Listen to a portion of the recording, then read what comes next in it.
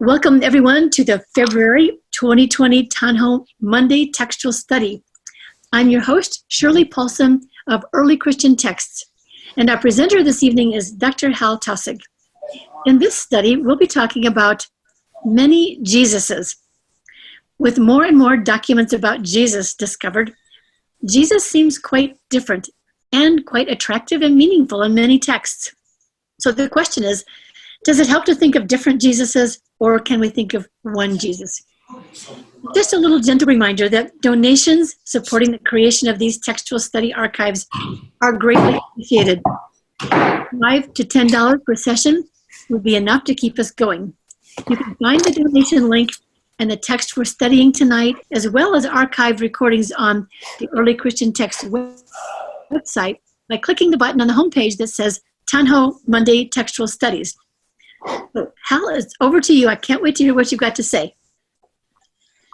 Thanks so much, Shirley, and thanks all for being present this evening.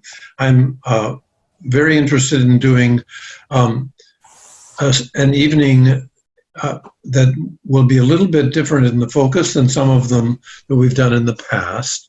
And here, Shirley and I have chosen to have a topic that is not solely textually based, textually prompted.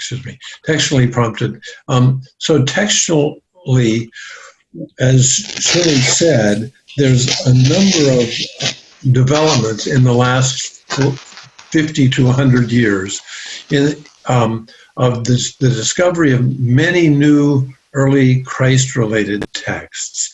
And what that has reminded us of is that there are many different texts in both the canonical and the extra-canonical discoveries that have actually quite different portraits of Jesus.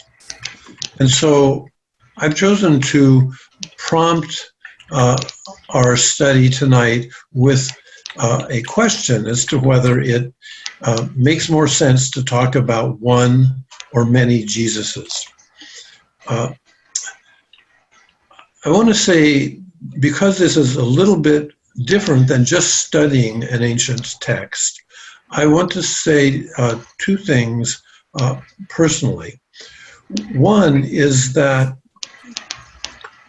primarily, I think I'm known as a person who thinks about ancient texts and works with people to see what the more newly discovered ancient texts and the old ones, what meanings they might make for us and for the people in the ancient world.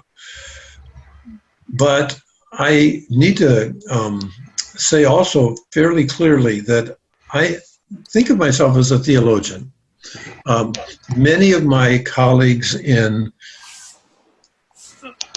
biblical studies will turn down the possibility of thinking of themselves as anything but a historian or a literary critic. I think I'm those two as a part of my trade, but I'm deeply committed to what I would call meaning making in the 21st century relative to these texts.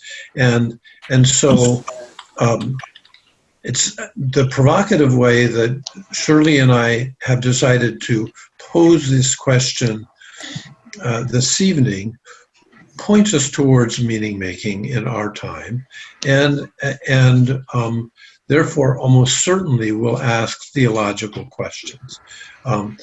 You need to know that I'm not afraid to ask and respond to those questions, but I don't see myself as necessarily knowing what's right and what's wrong theologically. I love to be in the mix of trying to figure out what meanings are powerful and truthful and kind in our day, but I hope that you understand, as I've said often on this Monday evening study, that half of the time it's appropriate for you to think that Hal is somehow lying. That is, there's a lot of mistakes to be made as a historian and as a theologian. Okay, so let me then throw myself into a bunch of texts, each of which I think actually draw a striking picture that's different than the other ones, striking picture of Jesus. And so I want to do disservice to the texts themselves by just characterizing what I think their portrait of Jesus is. And by and large, I would need to make this also clear, is I'm not talking about an historical Jesus. Rather, I'm talking about the Jesus that is portrayed as a living presence in each of these texts. And so I want to generally highlight in the first section of our talk how different these many Jesuses are. Secondly, I want to say that although I will be talking about somewhere between 6 and 10 different portraits of Jesus, there are probably 30 or 40 more that are equally different. But to just get us off the ground, let's look at something like 6 to 10 of them, depending on how boring I get or when we need to stop and ask questions. So let me start with the Gospel of John and say just a bit about the Gospel of John. The Gospel of John is, of the canonical Gospels, I think is probably the most divine. This Jesus exists before the beginning of the world. And this Jesus helps create the world. So this is way more powerful than something like the Gospel of Mark or Matthew or Thomas or the Gospel of Truth, or I think even Paul. So this is, and also when this Jesus in the Gospel of John gets down to a life in the earthly sphere, it's clear quite often that this Jesus will leave the earthly sphere and go back to the heavenly sphere. Also, this Jesus hardly says anything that's like any of the other Gospels. Possibly a little bit like the Gospel of Truth that we'll probably talk about a little bit more in general. But this Jesus is mostly completely devoted to the thought, to simply talking about how tight Jesus, how tight he is, Jesus is with God the Father. So on basically almost every page of the Gospel of John, Jesus is saying how close and tight he is with God the Father. And therefore, obviously, the Johannine Jesus would say, and obviously really divine, just like God the Father. This Johannine Jesus doesn't teach parables at all, as the Gospel of Thomas or Mark or Matthew or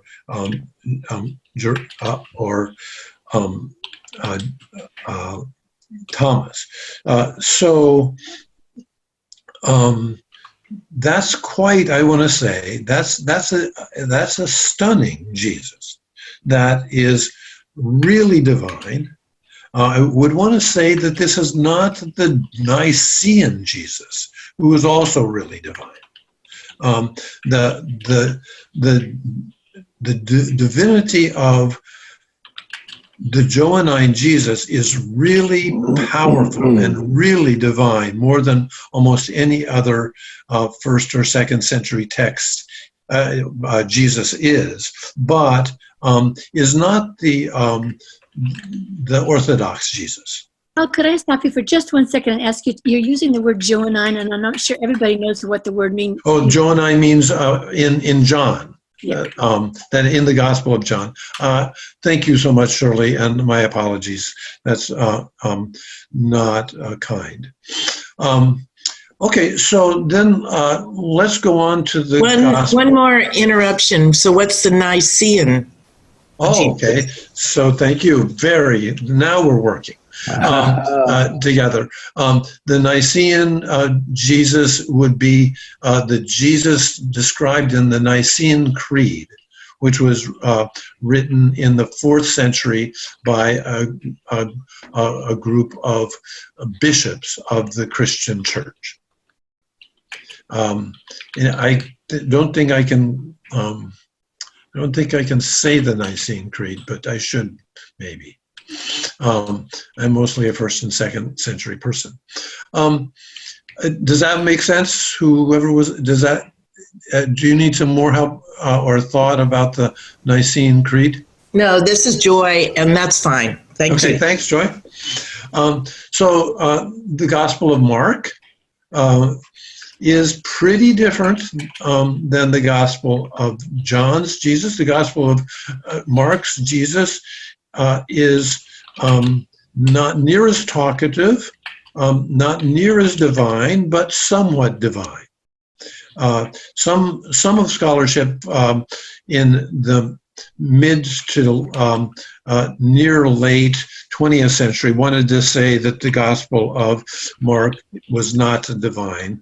I think it's fairly clear that Jesus is divine, but not near as divine as the Gospel of John's Jesus. The Gospel of Mark's Jesus, for instance, makes mistakes,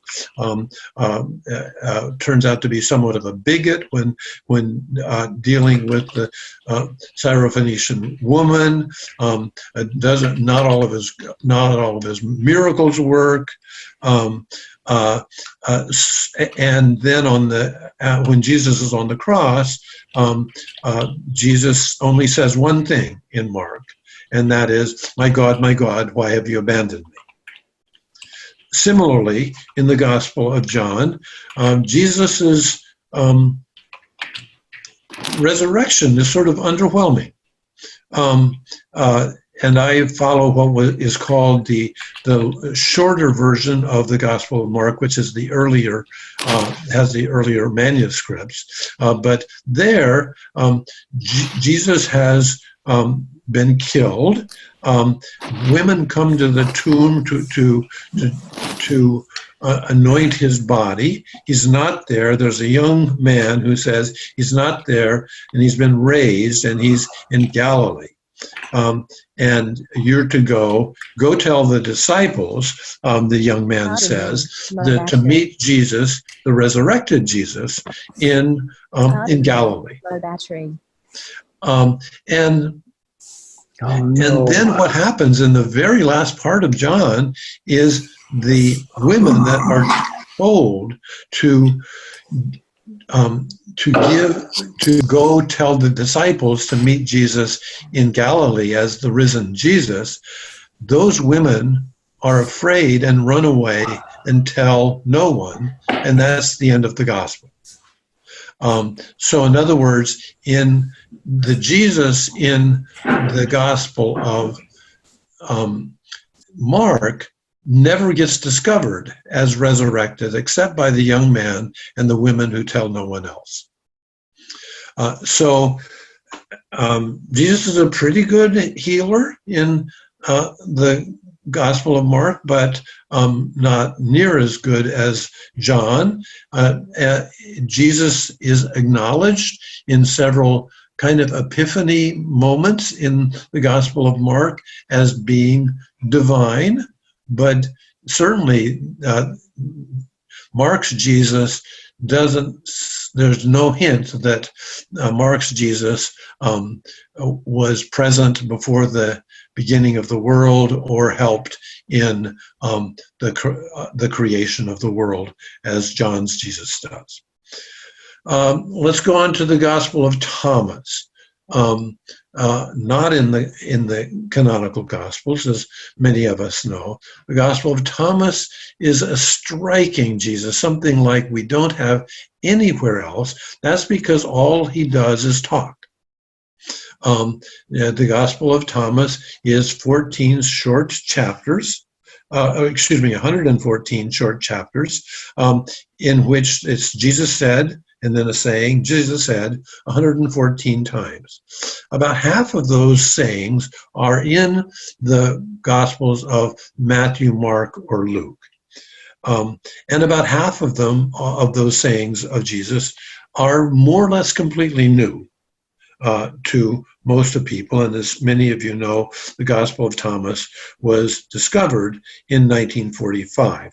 So this has been an astounding Jesus to discover. So we get about 16 new sayings of Jesus from the Gospel of Thomas. And those sayings are often quite similar to the other Gospels and sometimes very different. What's surprising, I think, to some people, so that I should add this. So the Gospel of Thomas as Jesus isn't resurrected and isn't crucified, but is divine. For instance, the Gospel, Jesus says about himself, turn over a rock and I'm there. Split open a piece of wood and I'm there. The Gospel of Thomas's Jesus says that he is the light of the world. So notice how different this is from both Mark and John. All three divine, but in really different ways. No intimation that the Gospel of Thomas's Jesus helped create the world, or died, or rose again. But is really wise. That Jesus is fairly much like the biblical figure of Sophia, or wisdom, but not exactly. The last time we had a study on this Monday night session about the Gospel of Thomas, I found myself wanting to say that that Thomas's Jesus and Thomas's wisdom, Sophia, are very close to one another, and I talked myself out of that.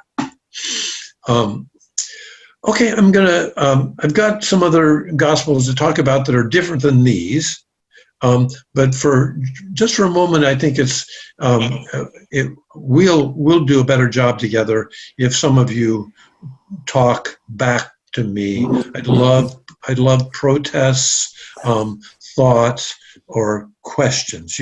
I'm going to get back to the question of, are there many Jesuses or one Jesus, but not yet.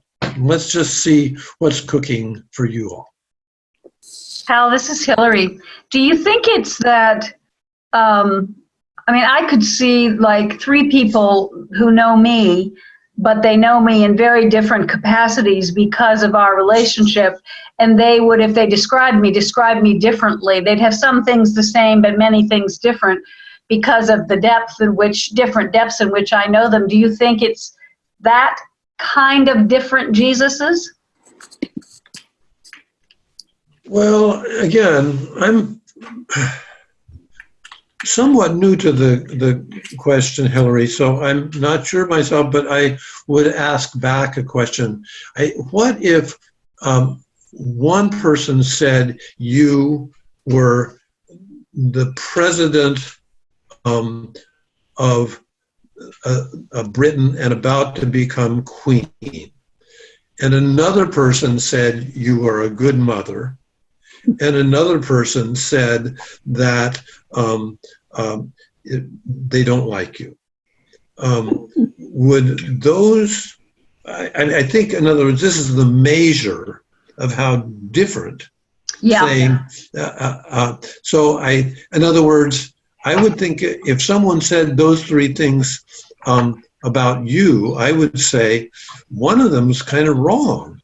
So you can't be the coming queen and the prime minister of England and somebody who's known primarily to be a kind mother. Yeah. I mean, that's not, in other words, you could be a kind mother, but they wouldn't, most people wouldn't say, you know, that person who's a good mother, and forget to say that you're going to be queen. Right. In other words, if they know him at all, they should know his primary function and his divinity above all else, and then other things would be maybe incidental. Yeah, sort of that. But I want to say in this case, these are so far three different Jesuses, all divine, but some more divine than others. Yeah. And again, couldn't that be the measure of the understanding of divinity of the people who are describing? It might be, yeah. And again, in other evenings when we've been talking about texts, we can reduce this to just different authors thinking different things. Yeah. But I have found over the last 2 decades that wearing a little bit thin on my integrity when I try to make that case strongly. But I could go back the other way.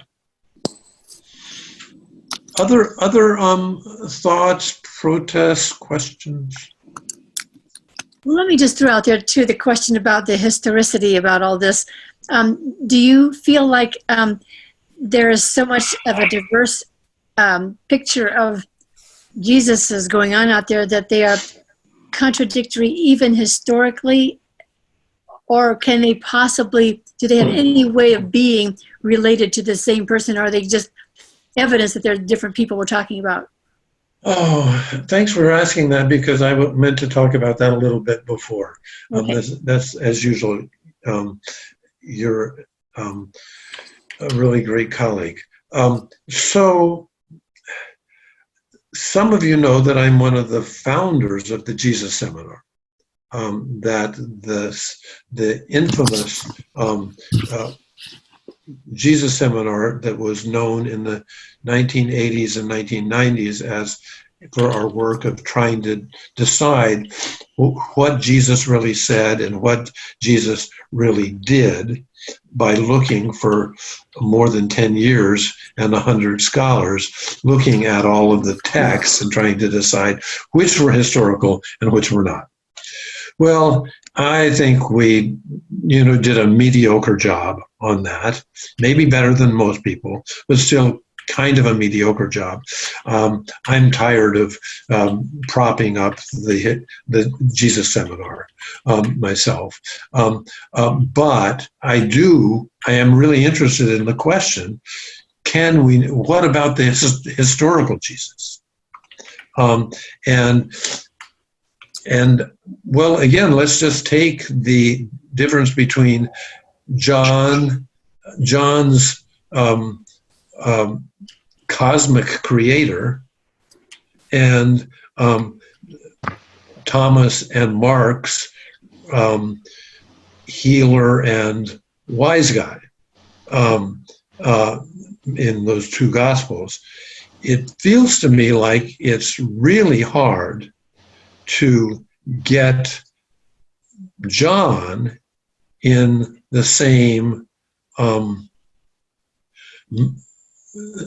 mouth, the same speaking as either of the other two historically. In other words, it's at least hard for me to think. So this guy did create with God, however John says this, Jesus and God. This one Jesus in John created everything. everything that we see and live, and Jesus's divine and Mark's divine Jesus yells at God for abandoning him when he's dying, and makes mistakes just trying to heal a man. I mean, the first time Jesus tries to heal one of the blind men, he does it upside down. So anyway, those are, I would say, for me, historical. I can get a little bit further along with the Jesuses sort of representing the same thing. But if one takes the stories as and I don't take any of the stories as primarily historical. But if one did, their stories are pretty deeply different. Would you like to say how I might be making a mistake there, Shirley? No, I wouldn't say that, but I thank you for putting it in the context of the Jesus Seminar and the search for the historical Jesus, because I think that many of us are trying to find, what did Jesus do? What did Jesus say? The question that led to the Jesus Seminar was a good question. Yeah, absolutely. I think that the conclusion has been a challenge, because we're left with almost a shadow of a Jesus. So then I think what I'm asking you when you raise the question about how many Jesuses or many Jesuses is have you found that it's going off into a useless question to even look for a historical Jesus, and should we be thinking about Jesus theologically?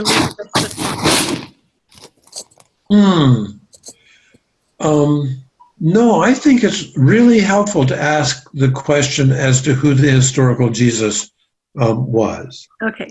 But I would want to say that, for instance, after we got that we more or less 100 scholars worked for 15 or 20 years on it, and came to sort of similar to a common picture of the historical Jesus, hardly anybody wanted to ask about what he really meant.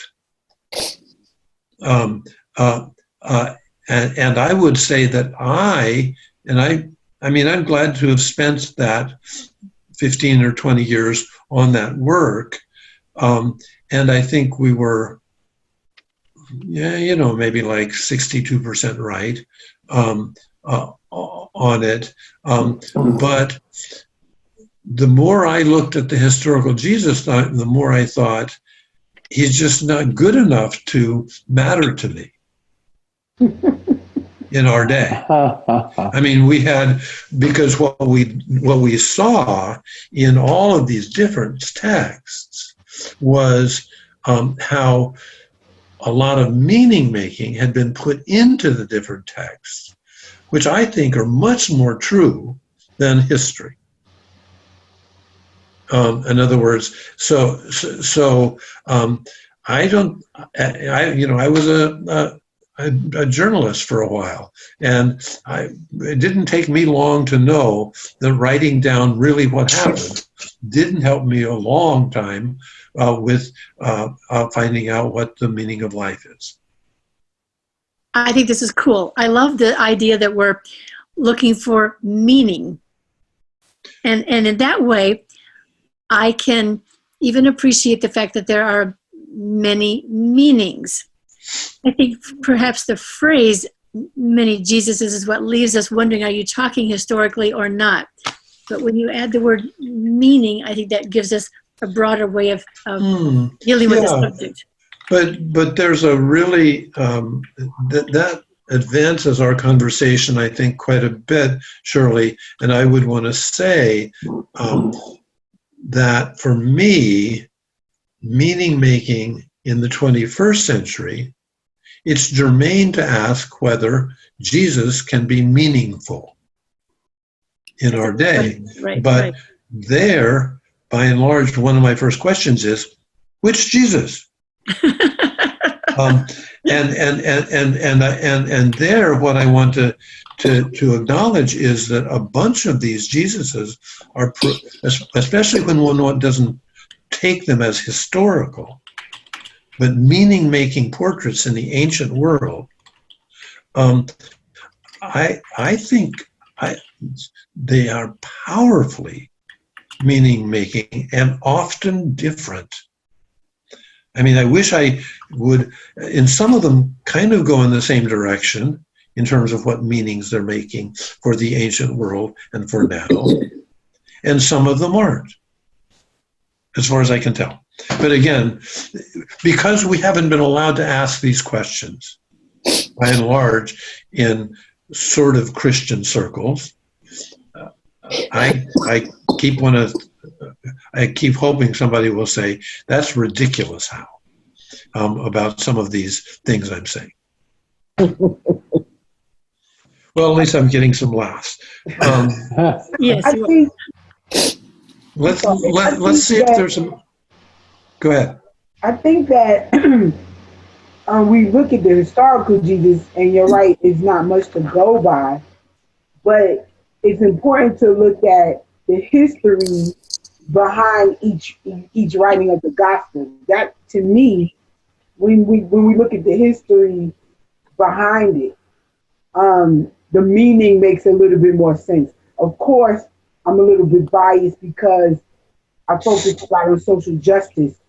But when we look at the history, instead of just looking about the historical Jesus, who is Jesus, but historically, what is prompting people to write such various gospels? And of course, we could look at right now, the time we're in, how many Christians have this different perspective on Jesus, on Christianity, and what comes of that, literature-wise, media-wise. And so I think when we look at the different Jesus, so many Jesuses, what was the driving force to make what made the Johannine people write this Jesus? What made the Mark people write this Jesus? What made the writer of the Gospel of Mary write that Jesus? And I think it's just like anything else. I teach a class on reading the Bible through theological lenses to people preparing for ordination. And so it's just like how there's so many theological lenses, you have so many Jesuses because of so many theological theory and questions and people looking for meaning at the time. And I think we have to take that into consideration whenever we're reading these gospels, because there's meaning in all of them, but some people are drawn to one gospel as opposed to the other because of the meaning that they're speaking to them at the time. Reverend Stephanie Toussaint, it's so wonderful to be in your presence, and you and I. We just do such good work together. Your question is so central to this, I think, and I think my answer is relatively simple about the different meanings coming out of the different texts in the ancient world, and that's they were in different places and in different circumstances. So I wouldn't want to say they got their theological principles wrong. I want to say the best I can figure is that they are making different meanings because they're forcing different, their lives are asking for different kinds of thoughts. I think that's almost clear for me, is that the differences in the ancient world of producing what I think may be different Jesuses were they end up being full-blown fully meaning-making Jesuses for different concepts or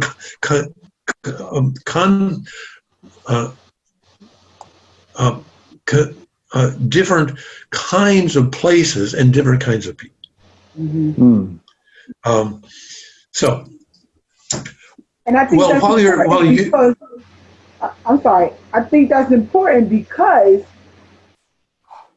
different people need different meaning. I think the beauty of so many Jesuses, right, is that it can speak to everyone. Different people need different Jesus. You know,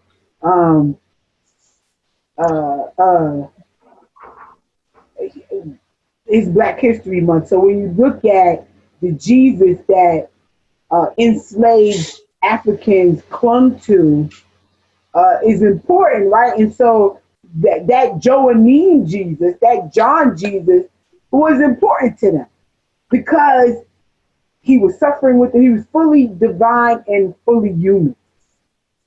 And on their side, right? The Matthew Jesus is important to them because of the Beatitudes. And so the Gospel of Mary is important to women, right? Because it shows that Jesus acknowledges women.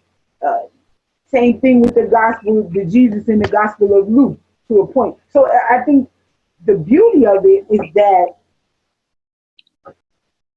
different people need different Jesus. Yeah, and different circumstances. Yeah. So, for instance, I want to say the reason that Jesus is yelling at God and then crying out loud and dying and not getting quite fully resurrected for everybody is because that was written in the exact time where Jerusalem had been destroyed. Right. And so what you didn't need a high and mighty Jesus for that. You needed somebody who had some power and could walk beside you. Right. Hal, I have a question here from Daniel at Tidzun, who is calling in from Africa. He's in Ghana, Africa. So I'm going to read his question to you. Super. Said, this is our first moment. I know, it really is. So congratulations to Daniel for being with us. It's middle of the night for him, or 2 o'clock in the morning, I think. Anyway, he says, making meaning. Some recorded informations in the Gospels about Jesus call to question as to how Jesus was heard saying those things, as it looked as if Jesus was just alone. Who exactly heard him or saw him and so recorded the information? Daniel, welcome. Thank you so much for being with us. Now, this is very inspiring. This is one of the many places where my honest answer is we don't know. And I would just follow that up by saying it seems quite clear when you compare, for instance, Matthew, Mark, Luke, John, Thomas, Mary, let's say these 6 Gospels, that they were not seeing the same thing, and so it feels to me as if it's important for us to take each of these writings as meaning, not just history. One of my best teachers and most inspired persons was a Roman Catholic cardinal that taught me in Paris. And he said about the Gospels, thank God they didn't write down what happened. Thank God they wrote down everything what it meant. I began to discern that our spiritual... Whoops, I lost something. I hope that Daniel's with me, but I'm now not hearing anyone. Well, can you hear me now? Yeah, now you can. Yeah. So I think Susan was on for a bit, but she left. So maybe she's recording. I don't know. Okay. Oh, good. So Susan, go ahead. Yeah. Well, Daniel, I hope we've got started on a discussion with this, and thank you so much for writing in. And Susan, did you want to say something?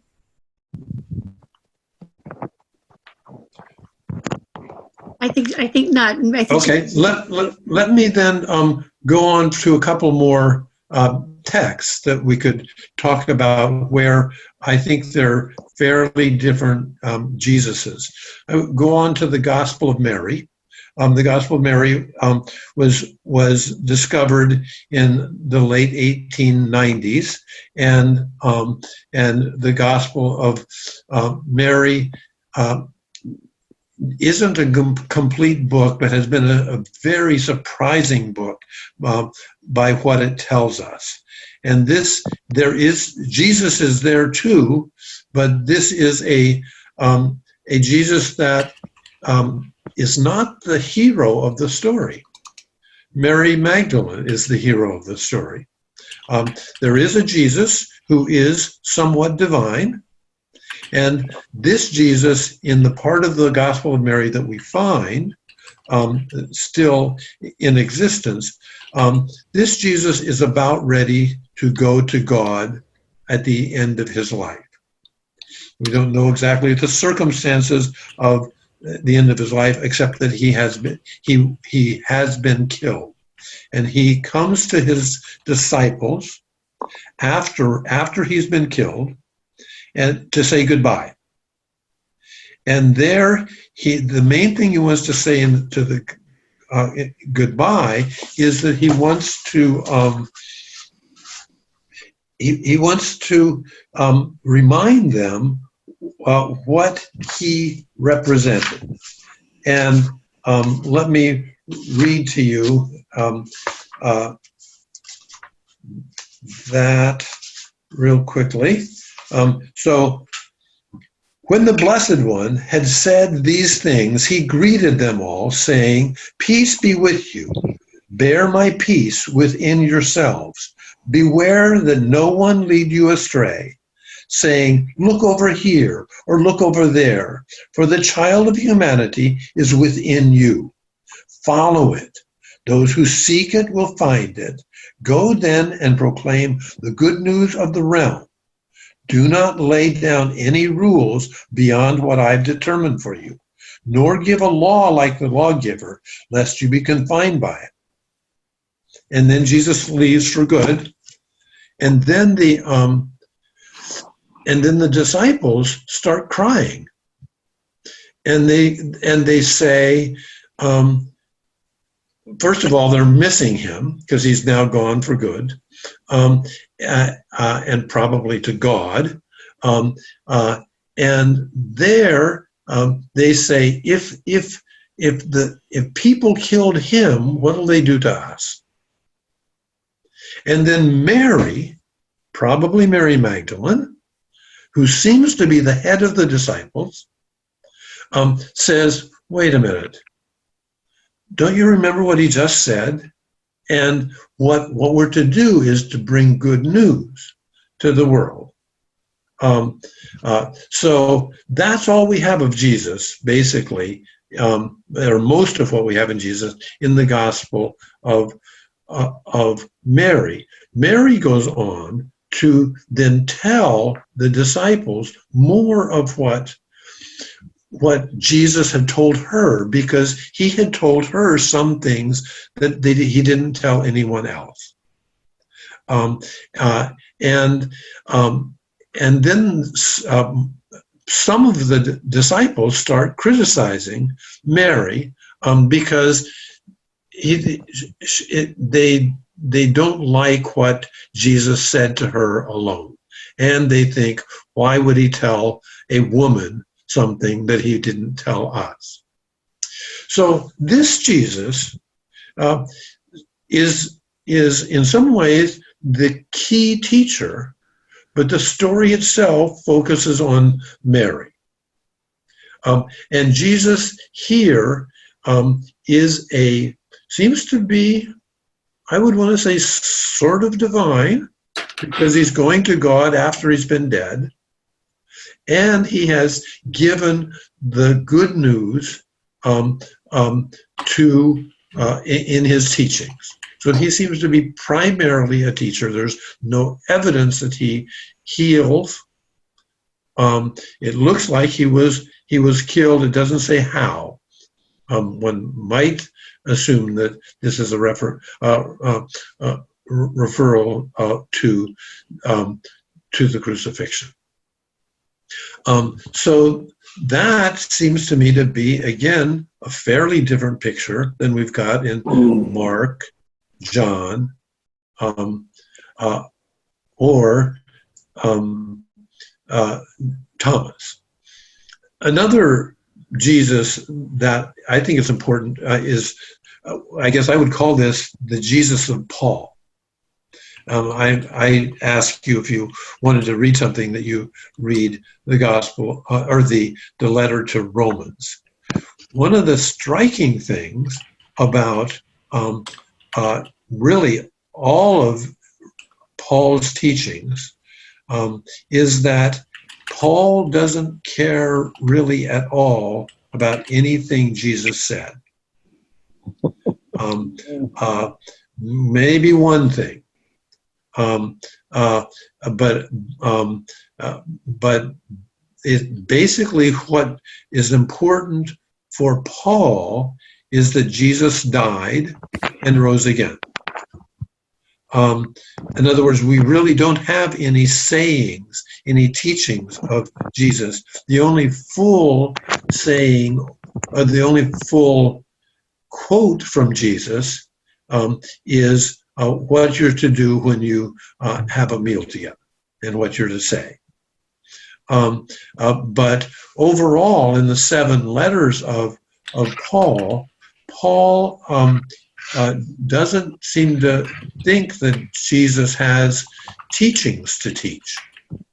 What is important about Jesus for Paul is that he died and that he rose again, and that his dying and rising again brings life to us. By the way, by and large, this is not a dying for your sins, but it is a model for how to come out of difficulty into new life. Or as Paul says in Romans 6, we all go into the tomb with Jesus, and we come out into new life right now, where with Jesus we sin no more. So those are 2 additional Jesuses that I think just expand the question of, are there more than one real important Jesuses that come from the first 200 years of writings about them?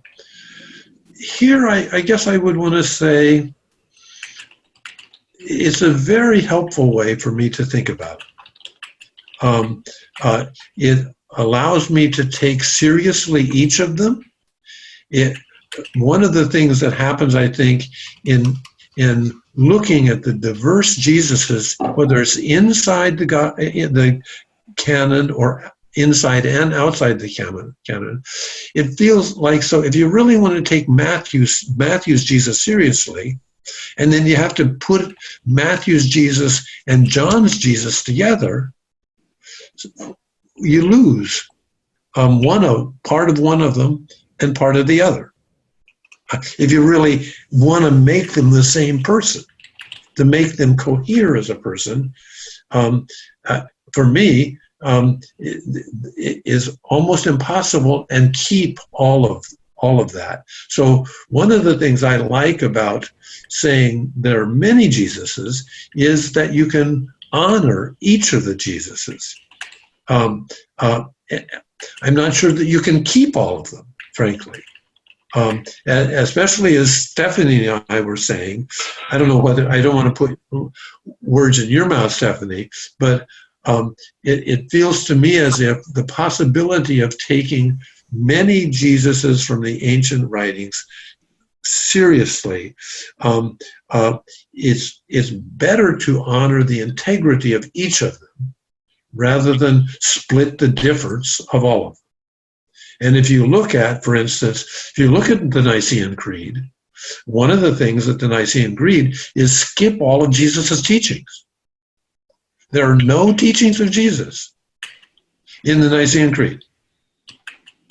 And what a loss, I want to say.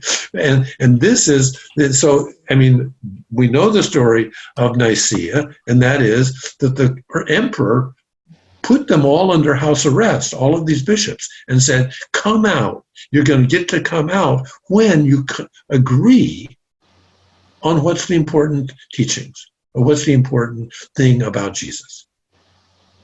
And there you have practically a carcass of the teacher Jesus, a carcass of the healer of Jesus, not mentioned at all in the most famous creed of Christianity. And I think that there goes the institutionalization of Jesus. So Yeah. Jesus institutionalized, making meaning of the institution as opposed to making meaning of the teaching. And so, that's why it's so critical to the work to do the historical piece, right? So you put it into context, right? And so we see that this creed came about because the emperor said it. The emperor ordered them to come up with something, right? And so it wasn't like a divine leading, and some people may try to make it into that, but really wasn't that, right? We see that Paul doesn't focus on the teachings of Jesus, but really focuses on who Jesus is, so that now we can build another institution that's Jesus back. Put the Jesus seal on it, and that makes everything okay. That's important to know, because it plays a part in how we deal whenever church comes up, or whenever Jesus comes up. Let me say, whenever Jesus comes up, it's important to know the context so that, you can address it appropriately. As a social worker, if I had $1 for every time I had to deal with theological and Jesus references in my social work, I'd be a rich woman today, and so it's important to understand the context that something is coming from so that you can address it when it arises, and this is why it's important, why so many Jesuses are important. Because you're not addressing a Mark reference of Jesus with a Johannine reference. You know what I mean? You have to understand who the Mark Jesus is so you can address that. Yeah. Oh, thank you. That's really yeah. So you and I can often find enough room to agree and disagree. But this is really very helpful. Let's see, are there other protests or thoughts or questions? We've only got 5 more minutes at best. I have one I'd like to hear your thoughts on. The challenge seems like, even with the 4 Gospels we have in the canon and the 2 millennia of listening to them, and Jesus' insistence upon caring for the least of these thy brethren, and on community, and on love, and on embracing the outcast, we somehow have not really heard those in any way that's significantly changed our own predispositions. And I wonder, with multiple Jesuses, if there isn't a hazard for any of us, anywhere on the spectrum, of just looking for the Jesus that looks like us. That confirms me in my bias without forcing me to get out of it. And what helps us avoid that pitfall, which I don't think any of those Jesuses really want? Yeah, beautiful question. I would want to say the first thing would be, I think all of those Jesuses are ornery enough to challenge a reader or a hearer about, are you sure you heard me correctly? And are you sure you've seen the whole picture here that I'm pressing? But secondly, I just want to say, yeah, that's a very important question, because it's so the churches over the last millennia and a half at least have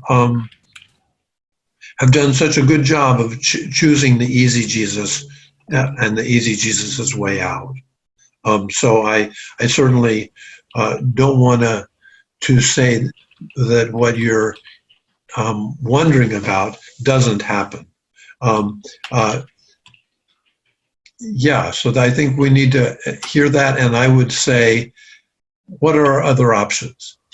In other words, my by and large, my thought is that I continue, even with both with the new and the old stuff, there just is such lively, powerful things going on. And especially when one gives credits to the integrity of the particular portraits, it feels to me like there's a cleanness and an integrity that that the sort of deal-making churches don't quite understand. Other thoughts or questions? Yeah, I know Ellie's has a question that she's been trying to get into. Go ahead. Great. We haven't heard from Ellie in 2 or 3 times. That's great. Are you there, Ellie? Where'd she go? I wonder if she left. Oh, maybe she hit. No, you're there. Ellie, can you talk? We can't hear you. We're not hearing you. There we are. I'm not hearing you, Ellie.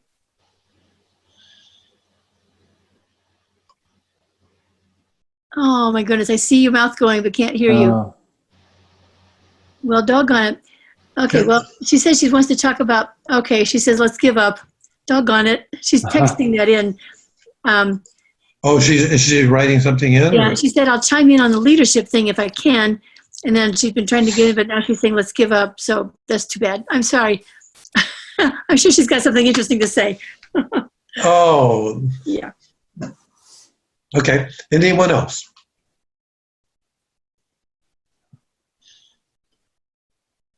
So one of my favorite other Jesuses that we haven't had a chance to talk to, but we had a whole session about, is the gospel of truth. And I'll just, to get us thinking, I'll just read one statement about Jesus from the gospel of truth.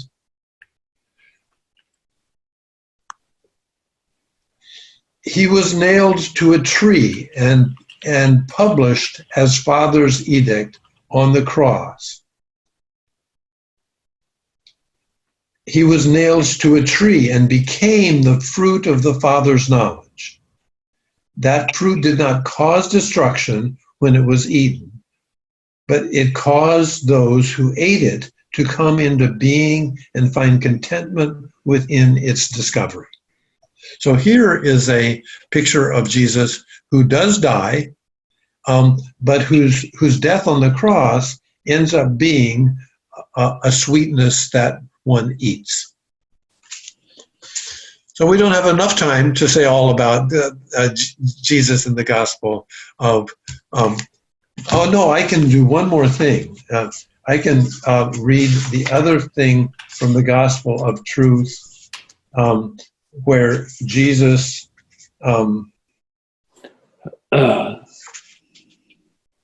let's see, yes. Okay, here's Jesus' commands to his followers.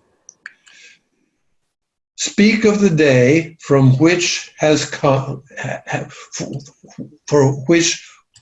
speak of the day from above, which has no night, and the perfect light that does not set. Say then from the heart that you are the perfect day, and within you dwells the light that never ends. Speak of the truth with those who seek it, and of knowledge with those who have sinned through their transgressions. Strengthen the feet of those who stumble, and stretch your hands to those who are weak. Feed those who are hungry, and give rest to the weary. Raise those who wish to arise, and awaken those who sleep, for you are all understanding drawn forth. If strength does these things, strength becomes stronger. Very cool. Thank you for these things to think about. Hal, I want you to know that there have been a number of conversations going on with the chat along ride with what you're doing, and people have not been able to finish saying things. I think we've generated a lot of interest in this. I would just want to read what Joyce said in response to Richard's question or point. She says, don't resist reading a newfound ancient text just because it presents a Jesus you are uncomfortable with, since it is a new perspective. So that's what her contribution is. And we have several other comments in here. I think I'm going to try to, for everyone's sake, I'm going to try to put all these comments on the Early Christian Text Facebook conversation page so that we can continue this conversation there. So feel free to keep asking Hal more questions, and Hal has answered them before. Will you again, I hope? Sure. No, I was going to say, make sure that I get a chance to talk with you beyond this. Right. This has been a very rich and stimulating conversation. And it's great that I don't think any of us are convinced about anything. We're going to have to all go home to think about something. So this is great. And I do need to kind of sign off now. So I'm just going to read my little conclusion here so you all know where we are here. I want to thank everybody for your contribution, your participation. This was the February 2020 Tanho Monday Textual Studies discussion on Many Jesuses, led by Dr. Hal Taussig. Once a month from 8 to 9 p.m. Eastern Time on Monday nights, generally the 4th of the month, the Tanho Center sponsors a discussion of one of the early Christian texts.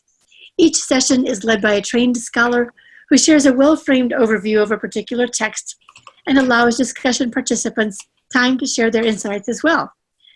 Donations supporting the creation of these textual study archives are greatly appreciated. To donate, simply click on the Tanho Monday Textual Studies button on the Early Christian Text homepage. You'll also find the donation button directly to Early Christian Texts so that we can keep up hosting the website too. Thanks so much, everybody. And I'd like to thank Hal for another stimulating and wonderful discussion about many Jesuses.